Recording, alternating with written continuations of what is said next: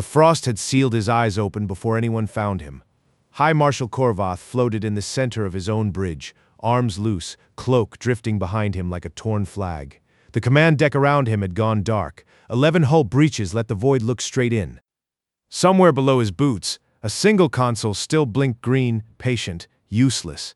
847 ships had crossed into the Grey Reach 4 hours earlier. None of them answered hails now. A voice came over the open channel, flat and unhurried. All accounted for. Close the file, then silence the real kind, the kind with no static in it at all. That was the wrong detail. Not the frost, not the drifting cloak, the silence. A dead fleet should still leak noise. Distress beacons, fuel fires, screaming. This one made none of it. Whatever had ended the Karathi Dominion's 15th conquest had also ended its wreckage. Korvath had conquered 14 species in 6,000 years of Dominion history. The 15th had taken 16 minutes to unmake his certainty, and nobody in the wider galaxy would understand how for a long time. Somewhere 7 light-years off, at a listening post too small to matter, a valley woman named Thali sat very still in front of a screen that had stopped updating. Her feathers had gone flat against her skull. The iridescence dulled the way it did only in true shock. She had signed a treaty 87 years ago without ever expecting to see what it was for. I wish I could tell you it ended there. It didn't. Not for her, and not for the ones who built this. 4 hours earlier, the last testament had entered the Grey Reach the way it always did, unhurried. Certain 2.4 kilometers of black hull, throwing a shadow no one alive had ever stood against and lived. Korvath stood at the command rail, claws tapping twice against the metal, a habit he only allowed himself when he already knew he'd won. Bronze scales caught the tactical display's sickly green light. The scar pattern across his chest, 14 marks, one for every broken civilization, shifted as he drew breath to speak. Open a channel to the primitive world, he said. Standard terms. 4 hours to answer. His advisor, Vexera, hesitated at his shoulder. Her voice was careful. High Marshal, the Valith Elder once warned us that this system had gone quiet on purpose. Quiet and prepared are not the quiet is not strength. Korvath said. It never has been. The demand went out. Unconditional surrender. 4 hours. It was a message the Dominion had sent 14 times before, and 14 times it had ended the same way. This would be the first time it didn't. On Earth, under a mountain that had swallowed sound for 87 years, Admiral Karina Voss set down her coffee cup without looking at it. The transmission scrolled across her screen twice before she let herself react. Silver had crept fully into her hair since the war she wasn't allowed to name in public. Her flight jacket, the leather one with the coffee stain she'd never bothered to clean, hung loose on her frame, older than half the officers now serving under her. She reached for the small brass watch on her desk and wound it. The way she did every morning, the way her father had taught her before she'd ever worn a uniform. 47 ticks a minute, steady as a pulse, on the back, worn smooth by 6 generations of thumbs, home 4.2 RY. She had never lived anywhere else, and after today, she might not get the chance to leave at all. She read the demand a second time. Then she set the watch down. Commander Vance, she said. Open Covenant. The word landed in the room like a dropped stone. Nobody currently serving had heard it spoken aloud before. Vance's hand paused over his console for exactly 1 second before he complied. 47,000 people had died to build what that word unlocked. None of their names would ever reach the history books the Dominion wrote about itself. Vance's screen filled with lines Voss hadn't seen active in a decade of drills. A quiet room got quieter. Somewhere down the corridor, a junior officer knocked something over and didn't stop to pick it up. Protocol confirms live. Vance said, all 3 legs report ready. Leg 1, leg 2, leg 3. Say them anyway, Voss said. Once. The relays, the trade routes. The corridors, Vance's voice didn't shake, but it came slower than usual. 87 years of it, Admiral. All still breathing. Voss allowed herself exactly 1 long breath. Then she nodded once and the room went back to work. We have no intention of surrendering, Voss said once the channel opened both ways. We have a different word for what happens next. On the last testament, Korvath laughed, a low rumble that never quite rose. Even now, they speak. How quaint! He turned to his tactical officer. Deploy the first wave. Show them the cost of theater. 120 ships peeled off from the main formation, sleek and certain, and began their approach. Vexera's claws found the railing again, the tapping faster now. She didn't laugh with him. Behind the gray reaches dust and dark, something in the Karate's own relay network had been waiting a long time to wake up. It had been planted during a diplomatic exchange the Dominion no longer remembered. During a routine trade summit nobody on this bridge had attended. Nobody aboard the Last Testament had ever thought to check the parts of their own network that talked to each other in the dark. Voss watched the tactical display update, calm as a woman reading weather. Somewhere behind her steady expression, 87 years of waiting had finally found its shape. She reached out and wound the watch one more turn, though it didn't need it yet. Then she said the only other thing she planned to say before the numbers started coming in. Begin. At 14:03 ship time, the first wave crossed into the engagement zone. Nothing happened for a moment. On the Last Testament, a young tactical officer named Kavath, no relation to the High Marshal, a coincidence of naming that had earned him a season of jokes, watched his console with the easy confidence of a man who had run this exact maneuver 11 times before. Formation held, approach vectors green. He almost said so out loud. Then a single ship in the second rank drifted 2 degrees off heading, small, nothing. Kavath adjusted a filter and moved on. By 14:04, 6 more ships had drifted. Not randomly in a pattern, each one nudging the formation a little tighter, a little more crowded, the way a hand closes slowly around something it means to crush. Report, Korvath said. Minor guidance drift, High Marshal, recalibrating. It was not recalibrating. It was following instructions that had been sitting dormant in the navigation firmware for 6 years, waiting for exactly this formation, this proximity, this moment. The malware didn't need to hit every ship, it only needed to hit the ships close enough to matter. At 14:06, 2 capital adjacent cruisers clipped each other at full thrust. The sound didn't reach the Last Testament, space didn't carry it, but the sensor feed did, and for the first time that day, the bridge went quiet in a way that wasn't discipline. Metal folded into metal at a speed no shield had been built to survive edge on. Both ships came apart in a spray of debris and atmosphere, tumbling together into a third. That was not enemy fire, Vexera said. Her voice had gone very flat. High Marshal, that was us. Korvath's claws stopped tapping. By 14:08, a full 12th of the first wave, 15 ships, had been lost to their own navigation systems, their own weapons batteries firing on friendly hulls under commands nobody on this bridge had issued. Kavath's hands moved fast across his console, trying every override he knew. None of them answered. He wasn't fighting an enemy. He was fighting his own fleet's memory of who to trust. Pull them back, Korvath said. His voice hadn't risen. It never did. That was almost worse. They're not responding to recall, Kavath said. The command channel is... He stopped. Restarted. The command channel is answering. It's just not answering us. Somewhere in that tangle of dying ships, a voice that was not Karathi, translated and smoothed by a system built for exactly this purpose, spoke once over the wreckage. We have no intention of surrendering. We have a different word for what happens next. It was Voss's own line, echoed back to them from inside their own network, time to land in the exact silence after the first ships died. Vexera heard it and understood, for the first time, that this had never been a battle in the way she understood the word. It was a demonstration. On Earth, Voss watched the feed come through in fragments, telemetry stolen off Karathi channels, translated, laid out on a screen that had waited 87 years to show something like this. Confirm losses, she said. 15 of 120, Vance said. The relay virus is behaving exactly like the 12th simulation. Formation collapse triggers at close proximity, cascades outward from there. Good. Voss didn't smile. She never smiled at numbers like these, that had been a rule long before it was a discipline. Leg 2 confirming Leg 2 is live, Vance said. Supply telemetry shows the Dominion fleet drawing from 4 forward tenders. All 4 are on our seeded manifest.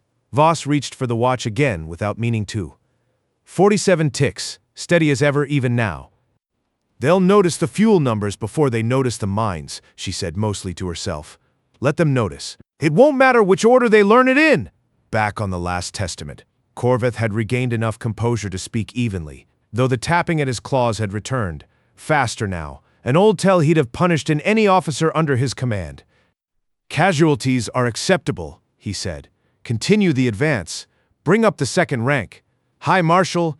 Vexera's voice had an edge in it now that hadn't been there an hour ago. The Valeth Elder said this system had been quiet for a reason. I would ask that we consider. The Valeth Elder is dead, Korvath said. Dead people do not get to be right forever, he gave the order. At 1411, 4 tenders reported contamination in the fuel lines. A slow poison seeded years earlier through a diplomatic fuel-sharing agreement nobody on this bridge remembered signing, engineered to sit dormant until drawn in volume under stress in hostile space.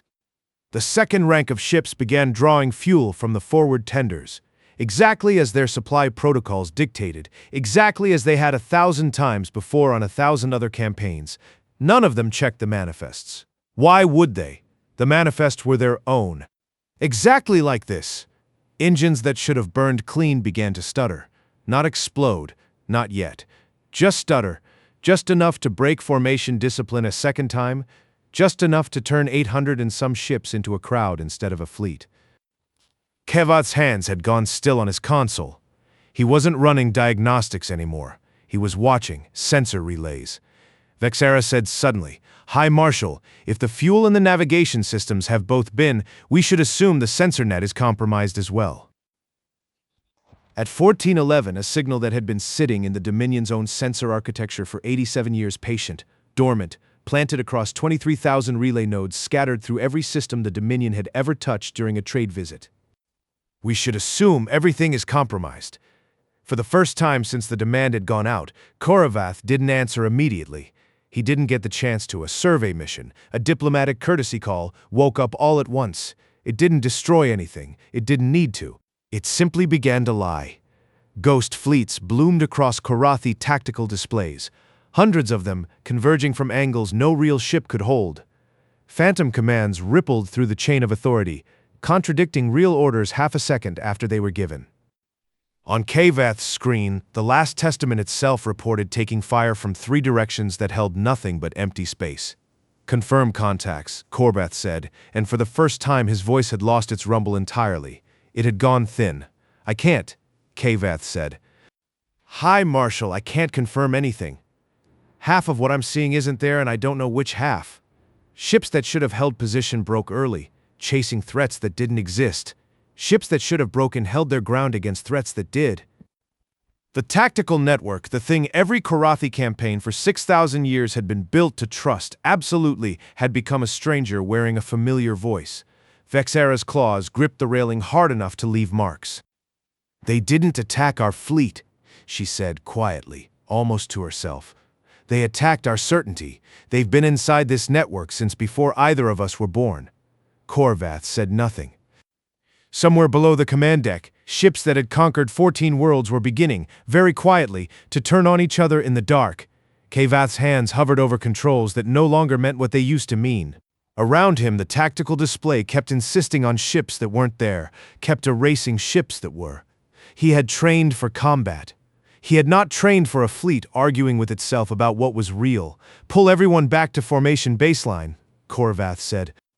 His rumble had thinned into something closer to a command given out of habit than conviction. If the network lies, ignore the network. Fall back on training. It was the correct order, and it came 4 minutes too late. Training assumed a chain of command that still agreed on where everyone stood. 2 cruisers, each certain the other was a ghost, opened fire simultaneously. Neither was wrong about the danger. Both were wrong about the target. The wreckage bloomed silent and slow, the way everything did out here, debris tumbling outward in a lazy sphere that would take hours to fully disperse, and about 4 seconds to end 200 lives. Vexera didn't flinch this time. She had run out of flinch somewhere around the 4th ghost contact. Hi, Marshal, I recommend total withdrawal, not a tactical pullback. Total! We do not withdraw from a system we came to conquer. We are not conquering anything, Vexera said. We are watching our own fleet dismantle itself, and the humans have not fired a single weapon that landed harder than she meant it to. Korvath's secondary eyelids flicked sideways, the closest thing his physiology had to a wince. For 6,000 years, the Dominion's wars had been won with weapons, with force brought to bear and broken against whatever stood in the way. Nothing in that history had prepared him for an enemy who simply waited and built and let an empire's own network do the killing 87 years later. Under the mountain, Voss watched the numbers roll in with the same stillness she brought to everything. Vance read them off in a voice that had steadied since the first casualty report, the way a person's voice steadies once the worst part of a job stops being a surprise. Formations lost cohesion across the whole first wave, he said. Second rank is bleeding into it now. Estimated 40% of engaged ships showing degraded command response. And leg 3, standing by. Corridors are seeded and confirmed live. We haven't triggered anything yet. They haven't run. Voss nodded slowly. She reached for the watch without looking at it, the motion so old it barely counted as a decision anymore.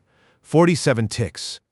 Steady under her fingers while the room around her filled with a war that, for the first time in her career, she was allowed to actually fight instead of merely survive. They'll run soon, she said. An empire that's never lost, doesn't know how to keep losing slowly. They'll want it to stop being confusing. Running will feel like control, and when they run, then leg 3 does what it was built to do. She set the watch down, careful, deliberate, the way she set down anything she meant to pick back up. We're not done waiting yet. Just quieter about it now. Back on the Last Testament, the fleet's cohesion kept dying in small pieces, and each piece made the next one easier to lose. By 1414, 3 more ships had been lost to friendly fire, 2 more to the fuel contamination finally reaching combustion thresholds in overtaxed engines. A tender ship, one of the 4 that had been drawing from the seeded manifest, went up in a soundless flare that took a support cruiser with it, close enough that no warning would have mattered. Kaveth watched the number climb on a side display he wasn't supposed to be tracking during active combat, a habit from cadet days he'd never broken. He stopped watching it once it passed a point that made his stomach fold in on itself. It wasn't the number that got to him. It was how quietly it kept climbing, no drama in it at all, just attrition with its shoes off. "Hi, Marshal," he said, and this time his voice cracked in a way 14 conquests of discipline hadn't trained out of him. "We are losing this without anyone shooting at us." Corbath's claws found the railing again, tapping fast now, faster than Vexera had ever seen. It was the tell she'd learned to read years ago, back when it only ever meant uncertainty in a negotiation. Never this. 211 ships, all that remained capable of independent maneuver, broke from what was left of the formation and began the jump sequence to faster-than-light retreat, engines spinning up in a chorus that from the outside would have looked, briefly, "Order the retreat," he said. Nobody on that bridge had heard him say those 2 words before. Some of them would remember later that the silence that followed was worse than any of the wreckage. The order went out at 1417, like the fleet finally doing something right. Vexera stood very still at the railing and did not tap her claws at all. She had gone past the tell into something quieter, something closer to grief for a certainty she hadn't known she'd been carrying until it broke. "Hi, Marshal," she said. One last time, because someone had to say it even if it changed nothing. The Valeth elder said this system had been quiet for a reason. Corvath didn't answer her. He was watching the jump countdown the way a man watches a door he already suspects is locked from the other side. "Jump in 3, Kavath said. 2. Far below the command deck, in the black between the stars, the Last Testament had crossed 100 times without incident. Something that had been waiting patiently for 87 years finally had a reason to stop waiting. Jump 211 ships vanished from the gray reach in the same instant, folding space around themselves the way they had 10,000 times before across 6,000 years of unbroken conquest. Certain, every one of them certain. 1. The ship's engines reached full pitch, the hum of it running through the deck, plating and up through the soles of Corvath's boots, the last ordinary sensation he would ever fully trust again. All the way down to the last second, that faster than light was the one place an enemy could never follow. They were right about that much. Nobody was following them. Nobody needed to. Vexera felt the jump complete a half-second before her body caught up with it. The stars outside the viewport smeared back into fixed points, familiar constellations replacing the drift blur of transit. Around her the bridge exhaled, the particular silence of a crew that has just done something it wasn't sure would work. For 3 seconds nobody spoke. For 3 seconds, it looked like they'd made it. Then the Last Testament's hull groaned in a way. No ship's hull should groan this soon after a clean jump. "Report," Corbath said, and his voice had none of its old certainty left in it. Kavath's hands were already moving, faster than thought, faster than his training had ever asked of him. Gravitational anomaly. Multiple anomalies. There! He stopped, because the display in front of him didn't make sense, and hadn't made sense for the last hour, and he was tired of watching things that didn't make sense. They're everywhere, he finished. Every ship that jumped is reading the same thing. Under the mountain, Vance reached for the glass of water at his console and drank half of it before he set it back down, an ordinary motion he'd made 1,000 times during 1,000 quieter shifts. His hand was steady. That was the strange part later, when he thought back on it, how steady his hand had been in the second before the numbers came in. Corridor telemetry confirms full engagement, he said. Leg 3 is live across every jump point they used. Voss didn't reach for the watch this time. She didn't need to. Her hand had already found it, resting there, the way it had rested on it all morning without her quite deciding to. How many? She said. 1,400 mines, Vance said. Seeded across every viable corridor in this sector, calibrated to karate engine signatures. 211 ships jumped into a space we've owned for 87 years and didn't tell anyone we owned. Voss closed her eyes for exactly 1 second, not in triumph, something closer to the weight of arithmetic finally coming due. Confirmed detonation, she said. The mines didn't explode so much as arrive, gravitational wells collapsing into existence around every ship that had jumped. On the last testament, the anomalies stopped being anomalies and became something the tactical network had no polite word for. Each one calibrated so precisely to the drive signatures of Karathi engines that human vessels could have passed through the same space and felt nothing at all. It wasn't a weapon built to destroy a fleet, it was a weapon built to recognize one. 211 ships hit that recognition within the same 0.3 of a second. The ships that had jumped cleanly were torn apart mid-transit, their hulls folding into geometries no engineer had a name for. The ships that had hesitated at the edge of the formation were caught by kinetic backwash instead, hammered apart by debris moving at speeds their shields had never been rated for. There was no order to it, no mercy in the sequencing. There was only completeness, no warning, no declaration, no possible response. On the bridge of the Last Testament, Corvith felt his own ship die around him before he understood what was killing it. The command deck's outer plating sheared away in 11 places almost at once, atmosphere screaming out into vacuum in a sound that lasted less than 2 seconds before there was nothing left to carry it. Vexera was thrown clear of the railing by the first decompression wave, tumbling toward an escape corridor she hadn't consciously chosen to run for. Training took over where thought had stopped. Her claws found a handhold.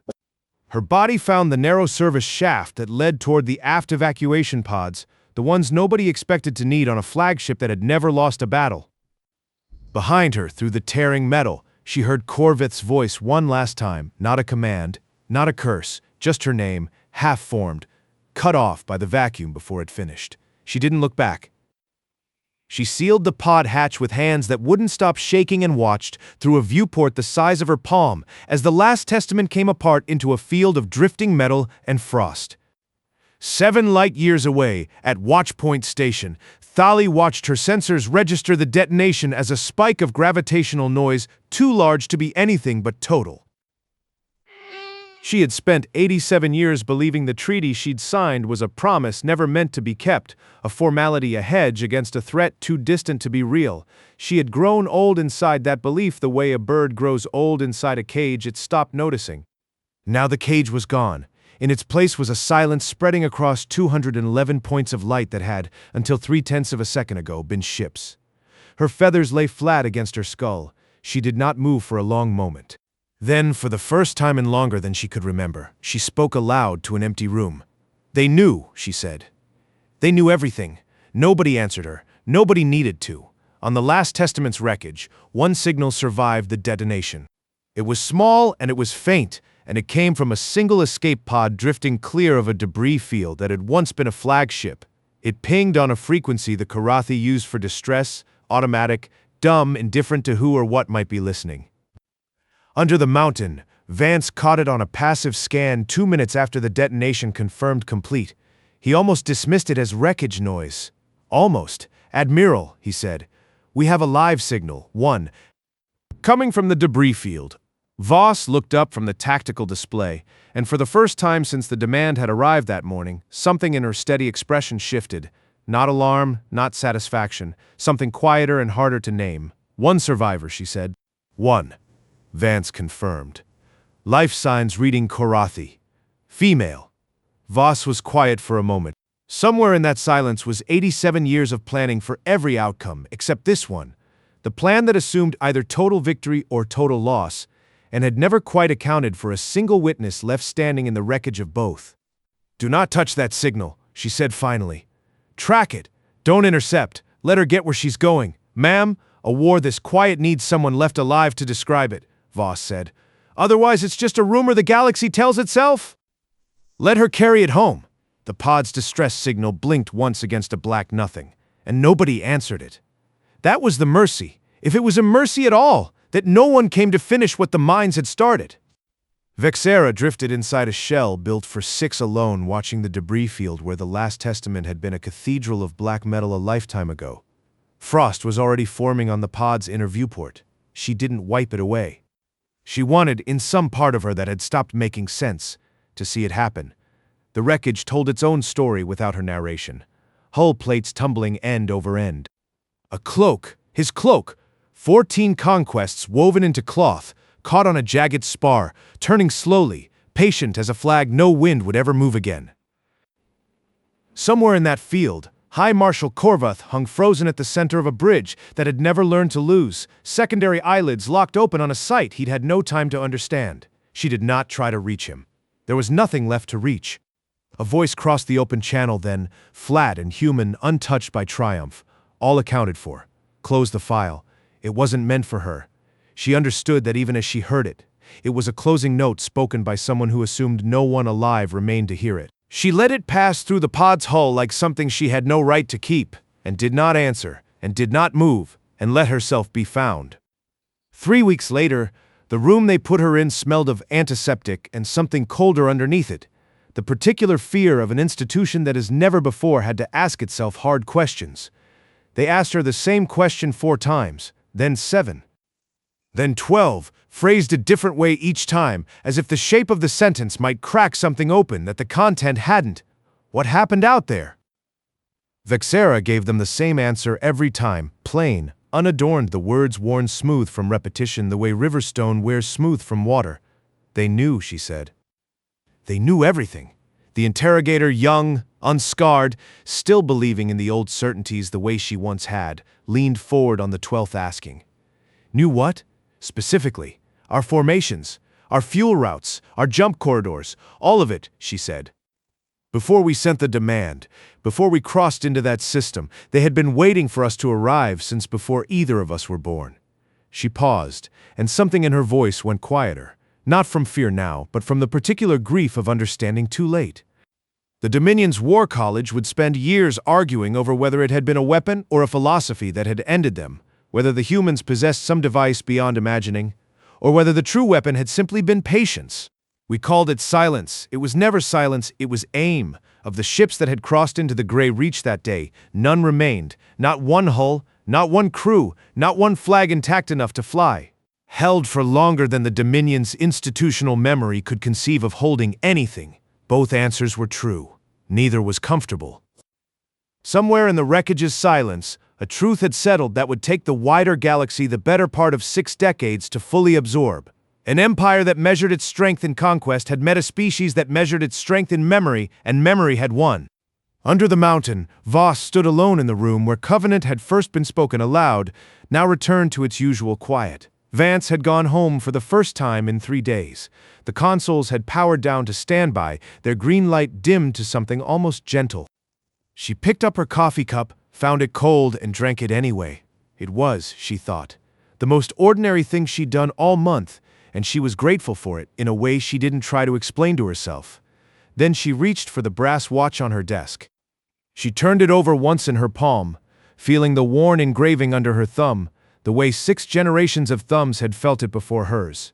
Home 4.2 lie, she had never been anywhere else. After everything this system had survived, she still hadn't. She wound it the last turn of a day that had cost more than anyone outside this room would ever be told. 47 ticks, steady as they'd always been, steady as the countdown that had just ended for good. Home 4.2 Deloy, she said quietly to no one. Still here, she set the watch back down on the desk, face up. ticking on into a room that had finally gone as still as it looked.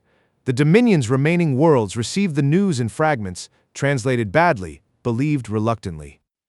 A species they had filed as primitive and defensive-minded had ended an entire war fleet without a single confirmed shot fired by human hands, and had chosen deliberately to let one witness live long enough to carry the truth home.